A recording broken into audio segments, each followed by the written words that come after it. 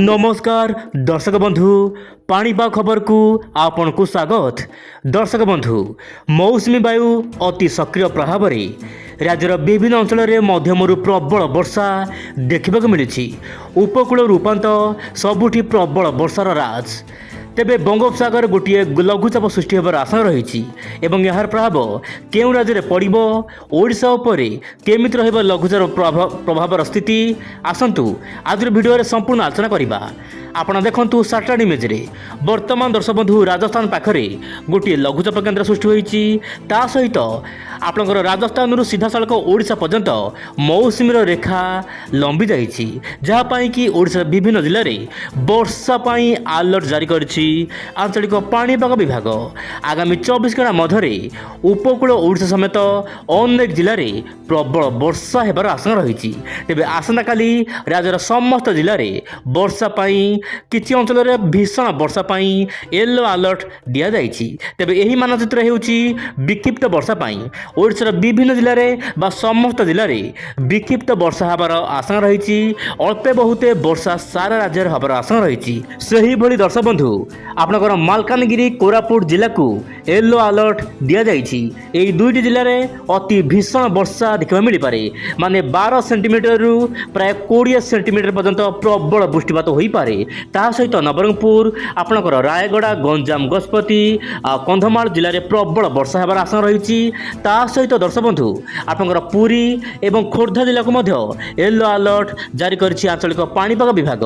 यह सहित दर्शक बंधु आपनकर केउंझर सुंदरगढ़ जिला को मध्य अलर्ट जारी करा जाइछि पाणीपाग तरफरु। तेबे दर्शक बंधु रथयात्रा समय रे पुरी जिले में मध्यमरू प्रबल वर्षा मझे मझे अत्यधिक भारी वर्षा देखा मिल पारे। वर्तमान समय दर्शक बंधु जदि आम देखा विंडर पैटर्न बा वायुर चलन आपड़ देखु वर्तमान सक्रिय मौसुमी वायु प्रभाव में देशर विभिन्न भाग में बढ़िबार लगी वर्षार स्थिति।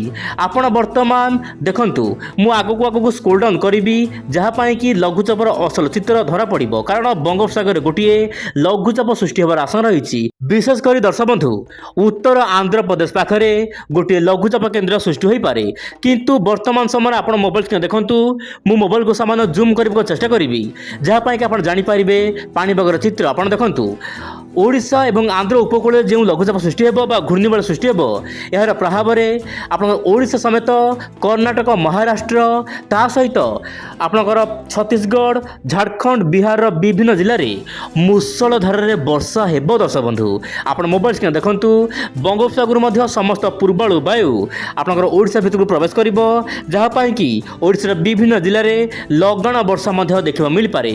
तेबे आगामी 24 घंटा मध्य उपकूल ओडिशार अनेक जिला को येलो अलर्ट जारी करछि आंचलिक पाणीपाग विभाग, जहाँपाई कि प्रबल वर्षा देखा मिल पारे।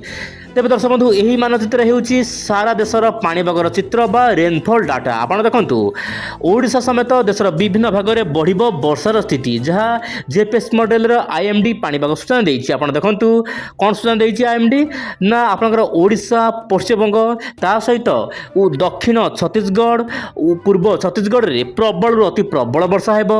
ता सहित बिहार एमिति कि झारखंड रे केतक अंचल रे प्रबल वर्षा देखा मिल पारे। ता सहित आपनकर पूर्व भारत आसाम मणिपुर गुवाहाटी मिजोराम यही सब राज्यर अनेक स्थान में प्रबल वर्षा आशंका रही। एमती कि अरुणाचल प्रदेश अनेक जिले में तुहा को तुहा प्रबल मात्रा वर्षा देखा मिल पारे। यह सहित दर्शक बंधु मध्य प्रदेश विभिन्न जिले में प्रबल वर्षा हेबो। हरियाणा दिल्ली पंजाब उत्तर प्रदेश विभिन्न जिले में प्रबल अति प्रबल वर्षा देखा मिल पारे, कारण राजस्थान पाखे गोटे लघुचाप सृष्टि होती। किंतु दर्शक बंधु लघुचाप वर्तमान धीरे धीरे राजस्थान भितर को प्रवेश कर जहाँपाई कि आसंता काली ठारू राजस्थान में प्रबल वर्षा होगापाई पाग अनुकूल हम। ता सहित पश्चिम एवं दक्षिण पश्चिम भारत में प्रबल वर्षा आशंका रही आगामी 5 दिन मध्य। तेज दर्शक बंधु जदि आम देखा आगामी 5 दिन मध्य पूर्वानुमान विशेषकर ईसीएम डब्ल्यूएफ मॉडल कौन आकलन करी आप मोबाइल स्क्रीन देखु आगामी 5 दिन मध्य उत्तर पूर्व राज्य में प्रबल वर्षा हेबो। ता सहित उत्तर प्रदेश विभिन्न जिले में मूसल धारे वर्षा हेबो, जहाँपाई कि उत्तर प्रदेश विभिन्न जिले में बन्या भली परिस्थिति सृष्टि हो पारे। यह सहित ओडिशा आंध्र प्रदेश कर्णाटक महाराष्ट्र झारखंड ता सहित छत्तीसगढ़ बिहार मध्य प्रदेश विभिन्न जिले में मध्यम प्रबल वर्षा ବର୍ଷା ଆଶଙ୍କା ରହିଛି। ଏହା ସହିତ ଗୋଆ, କେରଳ, ଦକ୍ଷିଣ କୋଙ୍କଣ ଗୋଆ, ତାହା ସହିତ ଆନ୍ଧ୍ରପ୍ରଦେଶର ଦକ୍ଷିଣ ଏବଂ ତାମିଲନାଡୁର ଅନେକ ସ୍ଥାନରେ ପ୍ରବଳ ବର୍ଷା ହେବ। କିନ୍ତୁ ଗୁଜରାଟ, ରାଜସ୍ଥାନ ଏବଂ ଆପଣଙ୍କର ଉତ୍ତର ଜାମ୍ମୁ କାଶ୍ମୀରରେ ସାମାନ୍ୟ କମ୍ ବର୍ଷା ରହିପାରେ। କିନ୍ତୁ ମୌସୁମୀ ବାୟୁ ସକ୍ରିୟ ରହିଥିବାରୁ ଆଗାମୀ ଦିନରେ ବଢ଼ିପାରେ ବର୍ଷାର ସ୍ଥିତି। ଦର୍ଶକ ବନ୍ଧୁ, ତେବେ ଦର୍ଶକ ବନ୍ଧୁ ବର୍ତ୍ତମାନ ଦେଖିବା ଜିଏଫ୍ଏସ୍ ମଡେଲର କ'ଣ ରହିଛି ଆକଳନ। ଆପଣ ଦେଖନ୍ତୁ, ଜିଏଫ୍ଏସ୍ ମଡେଲର ଆକଳନ ଅନୁସାରେ ବର୍ତ୍ତମାନ ସମୟରେ ଉତ୍ତରପ୍ରଦେଶ, ଆପଣଙ୍କର ମଧ୍ୟପ୍ରଦେଶର ଅନେକ ଜିଲ୍ଲା, ତା ସହିତ ଦିଲ୍ଲୀ, ପଞ୍ଜାବର ଅନେକ ସ୍ଥାନରେ ପ୍ରବଳରୁ ଅତି ପ୍ରବଳ ବର୍ଷା ହେବ। ଜାମ୍ମୁ କାଶ୍ମୀରରେ ମଧ୍ୟ ପ୍ରବଳ ବର୍ଷା ହେବା ପାଇଁ ବର୍ତ୍ତମାନ ପାଗ ସମ୍ପୂର୍ଣ୍ଣ ଅନୁକୂଳ ରହିଛି। ଏହା ସହିତ ଦକ୍ଷିଣ ଓଡ଼ିଶାର କେତେକ ଅଞ୍ଚଳରେ ପ୍ରବଳ ବର୍ଷା ହେବ। କିନ୍ତୁ ଦର୍ଶକ ବନ୍ଧୁ, ଯଦି ଆମେ ଆଗକୁ ବଢ଼ିବା, ଆପଣ ଦେଖନ୍ତୁ 7 ତାରିଖରେ ଓଡ଼ିଶାର ବିଭିନ୍ନ ଅଞ୍ଚଳରେ ବର୍ଷା ହେବ। କାରଣ ଆପଣଙ୍କର ଉତ୍ତର ବଙ୍ଗୋପସାଗର ଏବଂ ଆପଣଙ୍କର ଯେଉଁ ରହୁଛି ଆନ୍ଧ୍ରପ୍ରଦେଶର ଉପକୂଳରେ ଗୋଟିଏ ଘୂର୍ଣ୍ଣିବଳୟ ସୃଷ୍ଟି ହୋଇପାରେ ଏବଂ ଏହି ଘୂର୍ଣ୍ଣିବଳୟ ସାମାନ୍ୟ ଲଘୁଚାପ ରୂପ ନେଇପାରେ। କିନ୍ତୁ ବଡ଼ ଲଘୁଚାପ ନହେଲେ ମଧ୍ୟ ଭଲ ବର୍ଷା ଦେଖିବାକୁ ମିଳିପାରେ। କାରଣ ପୂର୍ବାଳୁ ବାୟୁ ଏବଂ ଦକ୍ଷିଣ ପଶ୍ଚିମ ମୌସୁମୀ ବାୟୁ ସମସ୍ତ ସକ୍ରିୟ ରହିଛି, ଯାହା ପାଇଁକି ବର୍ଷା ବଢ଼ିବ। ଆପଣ ଦେଖନ୍ତୁ, ଓଡ଼ିଶା, ପଶ୍ଚିମବଙ୍ଗରେ ଲଗାତାର ବର୍ଷା ବଢ଼ିବ। ତାହା ସହିତ ମହାନଦୀର ଉପରମୁଣ୍ଡରେ ପ୍ରବଳରୁ ଅତି ପ୍ରବଳ ବର୍ଷା ହେବ, ଯାହା ପାଇଁକି ବିଭିନ୍ନ ନଦୀରେ ମଧ୍ୟ ଧୀରେ ଧୀରେ ଜଳସ୍ତର ବଢ଼ିବା ପାଇଁ ପାଗ ବର୍ତ୍ତମାନ ଅନୁକୂଳ ହେବାର ଲାଗିଛି। କିନ୍ତୁ ବଡ଼ ଖବର ହେଉଛି ଦର୍ଶକ ବନ୍ଧୁ, ଆପଣଙ୍କର ଯେମିତିକି ରହୁଛି 17 ଜୁଲାଇରୁ 21 ଜୁଲାଇ ମଧ୍ୟରେ ଗୋଟିଏ ବଡ଼ ଲଘୁଚାପ ହୋଇପାରେ। ହଁ ଦର୍ଶକ ବନ୍ଧୁ, ଗୋଟିଏ ବଡ଼ ଲଘୁଚାପ ହୋଇପାରେ। ମୁଁ ଆପଣଙ୍କୁ ଏଇଠି ଗୋଟେ କଥା କହିବାକୁ ଚାହିଁବି, 7ରୁ 8 ତାରିଖ ମଧ୍ୟରେ ଗୋଟିଏ ଘୂର୍ଣ୍ଣିବଳୟ ହେବ।